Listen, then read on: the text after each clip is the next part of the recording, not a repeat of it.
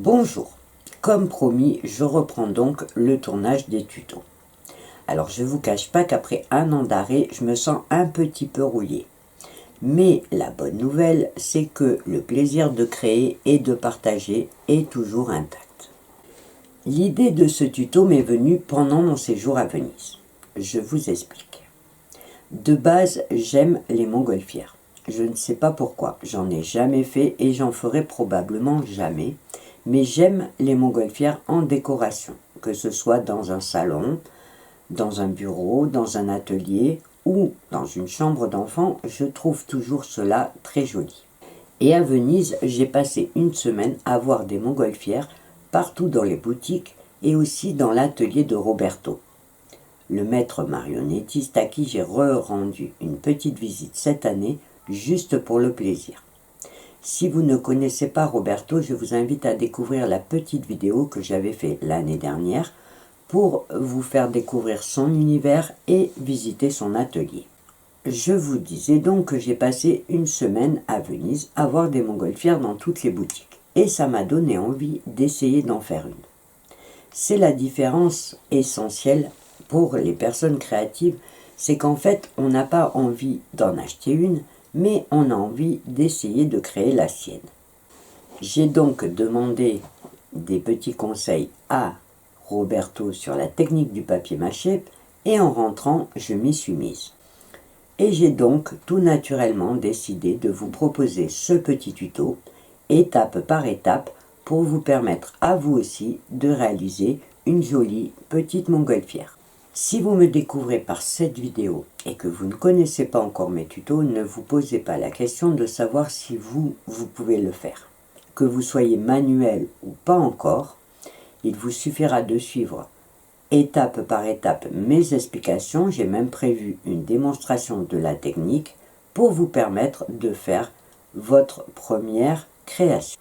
Au niveau de la technique de base, du papier mâché, c'est une technique très facile à faire. Vous pourrez d'ailleurs le faire facilement avec un enfant pour proposer par exemple un atelier. Et au niveau de la décoration, évidemment, les possibilités sont infinies. Que ça soit de la peinture, du collage de papier, de dentelle, de galon, de strass, de paillettes, vous pourrez vraiment faire selon vos envies.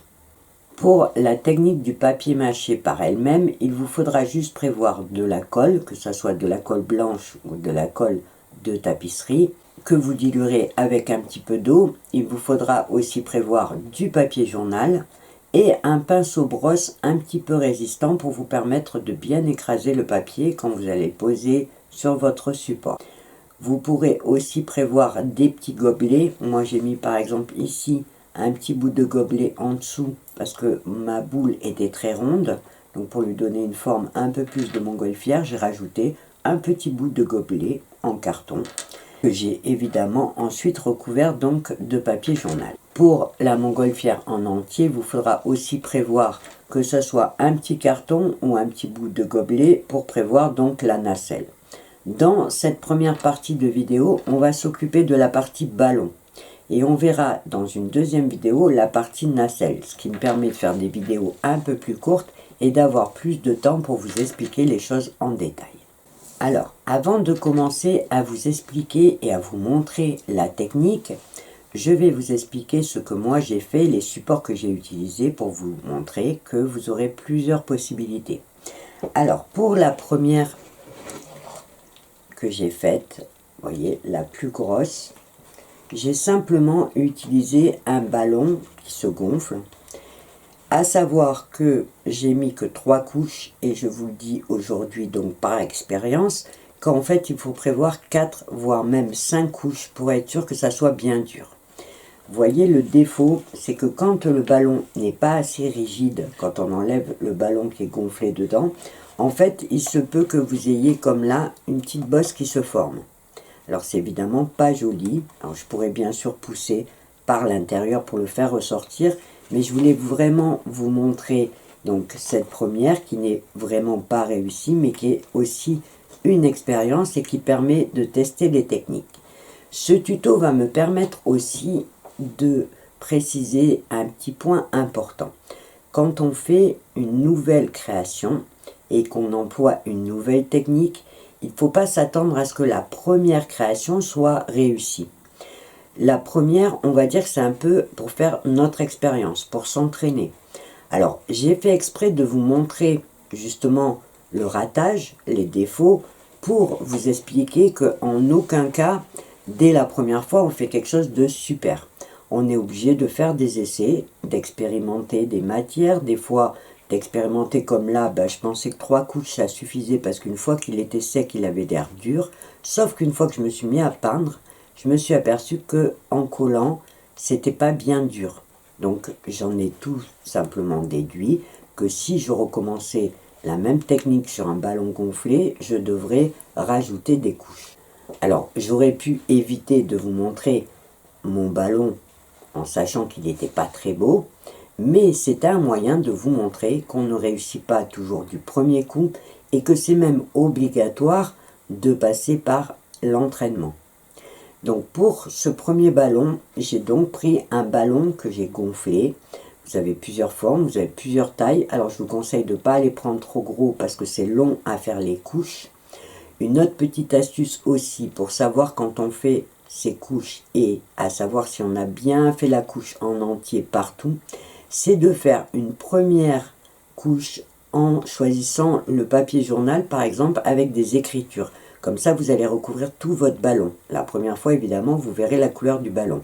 Mais quand la première couche va sécher et que vous allez passer à la deuxième couche, vous allez voir qu'arrivé un moment, vous risquez de ne pas savoir si vous en êtes bien rempli partout.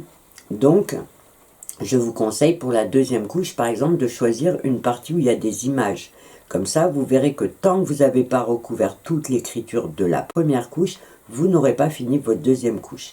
Et j'ai intercalé comme ça une couche écriture, une couche image, une couche écriture, ce qui me permet d'être sûr de bien recouvrir partout.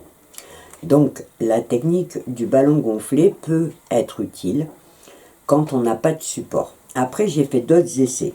J'ai ensuite testé une deuxième technique.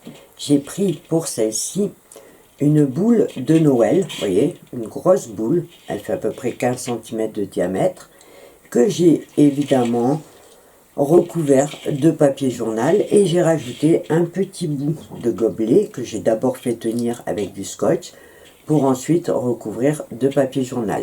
L'avantage en ayant une base dure, c'est que ça vous permet de faire évidemment une seule couche, ça suffit.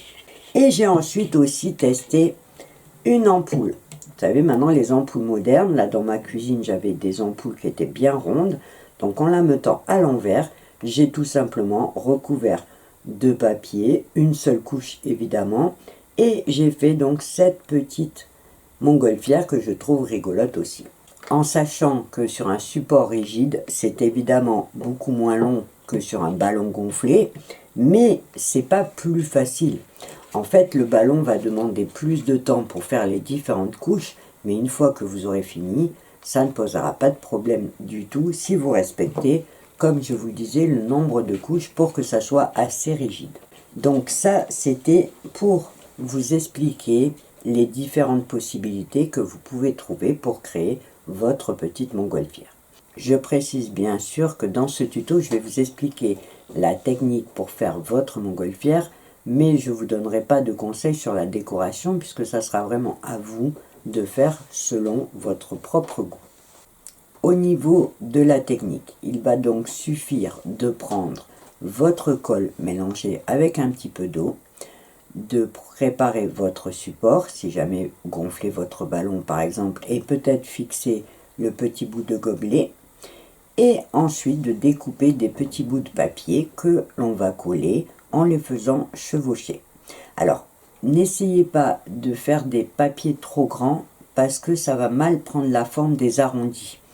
Plus vos papiers sont petits et plus ils vont épouser la forme de votre support et ils ne feront pas de plis. Donc je vais vous montrer, je vous ai préparé une petite démonstration pour être clair dans mon explication. Pour cette démonstration, j'ai donc prévu un ballon gonflé. Alors vous voyez, suivant les ballons, ils ont des formes différentes. Donc celui-ci est pas trop gros et il est bien parce qu'il a une forme vraiment qui se rétrécit vers le bas, donc ça fait une jolie forme. C'est le ballon que j'ai pris pour la première. Alors la petite astuce avant de commencer, parce que vous voyez c'est difficile à tenir quand on va être en train de poser son papier. Donc la petite astuce, c'est de prendre un gobelet et de scotcher son ballon le plus droit possible pour en fait faire comme un peu une poignée. Donc je prends du scotch de masquage, vous savez c'est le scotch facile qui se déchire à la main. Vous voyez là, c'est carrément déchiré en biais. Et je vais tout simplement le poser sur mon ballon et sur mon gobelet pour le fixer, vous voyez, comme ça. En sachant que même si je mets du papier, alors je fais des bandes pas trop larges, parce que sinon ça va me faire des plis. Vous voyez, donc je fais des petites bandes comme ça. Et je fixe mon ballon sur mon gobelet. Alors je fais attention de le mettre le plus droit possible. Vous voyez, là par exemple, je ne suis pas droit du tout. Donc juste, donc je mets mon gobelet, vous voyez, je regarde qu'il soit droit. Et là, hop, je fixe mon scotch pour pas que ça bouge. Donc je vais en mettre tout autour, en sachant que même si je recouvre avec le papier, quand je découperai, c'est pas grave, ça restera en dessous. Donc ça gênera pas. Donc je mets comme ça des petites bandelettes pour fixer mon ballon. Et ça va me permettre, pendant que je travaille, de pouvoir tenir mon ballon donc par le gobelet, de ne pas m'en mettre plein les doigts. Et surtout, de pouvoir le bouger dans tous les sens sans abîmer le papier. Parce qu'une fois qu'on va poser son papier avec la colle, on ne pourra pas poser le ballon. Sinon, à chaque fois, ça va nous arracher donc la colle et abîmer le papier. Donc là, je mets des petits bouts, vous voyez, tout autour, de façon à ce que le ballon soit fixé, en sachant que ce gobelet, je l'enlèverai à la fin, mais ça va me permettre pendant tout le temps où je vais recouvrir mon ballon de pouvoir le bouger dans tous les sens. Et aussi, quand j'aurai fini, je pourrai le glisser dans un verre. Alors moi, j'ai trouvé cette taille de verre qui correspond à mon gobelet, et donc je pourrais le mettre, vous voyez, comme ça, en le mettant droit, ce qui va me permettre de laisser sécher le ballon sans abîmer donc le travail du papier mâché. Donc la technique, elle est vraiment super simple, c'est vraiment plus un jeu de patience, hein, au niveau difficulté, il n'y en a vraiment aucune. J'ai donc préparé ma colle, vous voyez, je l'ai mis avec un petit peu d'eau pour qu'elle soit liquide, pas trop non plus, hein. Et ça se passe pareil pour la colle à tapisserie. Et j'ai fait des petits bouts de papier journal. Alors vous voyez, on a tendance à vouloir faire des gros morceaux pour aller plus vite. Mais comme le ballon est arrondi, il vaut mieux faire des petits bouts pour vraiment que le papier épouse la forme. Alors, certains font tremper le papier dans la colle et prennent avec les doigts de la colle. Moi, je trouve que c'est beaucoup plus facile de faire cette technique, moins salissant aussi. Donc, je mets tout simplement de la colle sur mon ballon. Ensuite, je prends un petit bout de papier et hop, alors vous voyez, là, il y en a deux. Je le pose sur mon ballon et je remets de la colle par-dessus, tout simplement. Alors, avec un pinceau un petit peu dur pour pouvoir aplatir quand ça fait des plis. Et donc, je vais recouvrir. Alors, pas besoin de mettre beaucoup de colle, mais il faut bien qu'il soit imprégné. Ça va lui permettre aussi de durcir. Donc là, quand j'ai mis mon premier papier, hop, je remets de la colle à côté. Et je mets tout simplement un deuxième papier. Alors, vous voyez, celui-là, il est un peu gros. Je vais prendre un petit. Et hop, je fais chevaucher, vous voyez, sur mon premier. Et je vais recouvrir comme ça tout mon ballon. Donc, tout simplement, à chaque fois, je fais chevaucher sur ceux d'avant. Même si ça chevauche beaucoup, c'est pas grave. Je reprends un peu de colle et hop, je passe par-dessus. Vous voyez, le principe, il est vraiment super simple. Même un enfant peut le faire. Alors, la seule chose qui décourage les enfants souvent, c'est d'attendre que ça sèche. Mais on peut trouver une petite technique justement pour leur apprendre la patience. Vous voyez, celui-là, il est un peu gros, donc j'en prends un plus petit. Et je vais faire comme ça toute la surface. Alors, vous voyez, juste je fais chevaucher. Alors, comme je vous disais, la première couche, c'est facile, parce que du coup, tant qu'on voit le rouge du ballon, eh bien, on sait qu'on doit remettre nos petits papiers. Vous voyez, là, j'ai un petit triangle. Hop, je vais faire chevaucher le papier d'après. et je recouvre comme ça. Alors il n'y a pas de sens, on peut les mettre dans n'importe quel sens, et hop, on étale. Alors des fois, quand le papier est un peu grand, ça peut, je vais prendre exprès un peu plus grand pour vous montrer. Donc quand le papier est un peu grand, qu'on le pose, on va faire la même technique toujours, et il se peut qu'il se forme un petit pli. Alors, vous voyez, là ça l'a pas fait, mais des fois ça va vous faire un petit pli, parce qu'en fait le papier ne suit pas bien le ballon. Il vous suffira d'insister un petit peu avec votre pinceau, des fois de mettre un petit coup d'ongle pour enlever la petite bosse. Vous voyez, je vais essayer.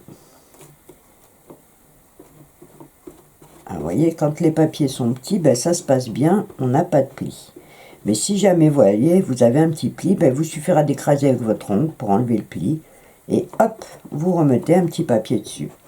Donc vous voyez, la technique est vraiment facile. Vous allez juste recouvrir tout votre ballon en entier. Une première couche que vous allez mettre à sécher. C'est pas la peine d'essayer de faire 2 ou 3 couches en même temps, parce que du coup ça va être super long à sécher, puisque du coup il y aura de la colle sur 3 épaisseurs. Donc je vous conseille vraiment de faire une première couche en entier, vous laissez sécher, une deuxième couche, alors du coup ça peut se faire même sur plusieurs jours, hein, vous n'êtes pas pressé. Donc vous faites une première couche que vous laissez sécher, quand elle est bien sèche, hop, on fait une deuxième, une troisième, et alors comme je vous l'ai dit par rapport à mon expérience, je vous conseille pour être tranquille de faire 5 couches. Une fois que vous avez fait vos 5 couches et que votre ballon est bien sec, il vous suffira de prendre un petit papier à poncer et de passer aux endroits où vous avez des petites bosses qui, malgré votre attention, vont ressortir peut-être en séchant. Donc il vous suffira de passer un petit coup de papier à poncer fin, sans forcer, hein, pour pas abîmer. Et une fois que vous avez bien votre ballon tout lisse, il vous suffira de passer une couche de gesso blanc, ce qui va vous permettre en fait de mettre comme une première couche pour cacher toutes les écritures, les images, pour que si par exemple vous vouliez faire votre montgolfière en blanc, vous n'ayez pas des écritures qui ressortent une fois que vous la peignez. Donc un petit coup de ponçage, un petit coup de gesso blanc, vous laissez bien sécher et votre montgolfière est normalement prête à être décorée. Si jamais, quand votre gesso a séché, vous avez des petites imperfections qui ressortent, vous pouvez aussi remettre encore un petit coup de ponçage et une petite couche de gesso s'il y a besoin. Une fois que votre gesso est bien sec, vous pourrez donc passer à la décoration. Alors, comme je vous l'ai dit, ça va vraiment dépendre de vos envies et de vos goûts. Pour celle-ci, par exemple, j'ai peint d'abord tout en noir. Et j'ai ensuite collé un filet, un genre de dentelle dorée, vous voyez, sur la partie haute. J'ai ensuite collé un petit galon que j'ai repeint en doré à la base du filet. J'ai mis des petits strass, des petits nœuds, des petits galons et j'ai fait des espèces de petits fanions en dentelle que j'ai recollés par-dessus. Pour la décoration, évidemment, je ne peux pas vous donner de conseils parce que ça va vraiment dépendre de vos envies. Vous pourrez utiliser la peinture acrylique qui accroche bien. Vous pourrez donc utiliser des restes, pour les couturières c'est bien, des restes de galons, de dentelle. Vous pourrez aussi avec les enfants faire du découpage dans les magazines. Dans les serviettes en papier, vous pouvez faire par exemple en blanc avec des belles roses. Vous pourrez vraiment tout essayer. Dans cette première partie, comme je vous l'ai dit, on s'est occupé de la partie ballon pour que j'ai bien le temps de vous donner tous les détails sans que la vidéo soit trop longue. Dans la deuxième partie, je vous expliquerai comment faire les petites nacelles et votre montage. Donc j'espère que ce tuto vous donnera envie d'essayer et que mes explications seront bien claires. Voilà, la première partie de ce tuto est donc terminée. Comme je vous l'ai expliqué au départ, dans cette première partie, on s'est concentré sur la partie ballon. Et je vous donne évidemment rendez-vous dans une deuxième partie pour voir ensemble comment faire la petite nacelle. Je vous montrerai plusieurs façons de la réaliser. Et évidemment, on finira par le montage de votre montgolfière. Alors j'espère que ce petit tuto vous plaira. et qu'il sera suffisamment clair pour vous donner envie de vous lancer. Je vous rappelle évidemment que si vous avez des questions, une partie commentaire sous cette vidéo peut vous permettre de les poser et je me ferai bien sûr un plaisir de vous y répondre. Je vous rappelle aussi, si jamais vous êtes nouvelle, qu'il existe sur Facebook un groupe qui s'appelle Totalement Crazy by Nat qui peut vous permettre de partager les photos de vos créations réalisées à partir de mes tutos et qui peut aussi vous permettre d'échanger avec d'autres personnes qui suivent cette chaîne. En attendant de vous retrouver donc dans la deuxième partie de ce tuto, je vous souhaite plein de jolies créations et moi je vous dis au revoir et à bientôt.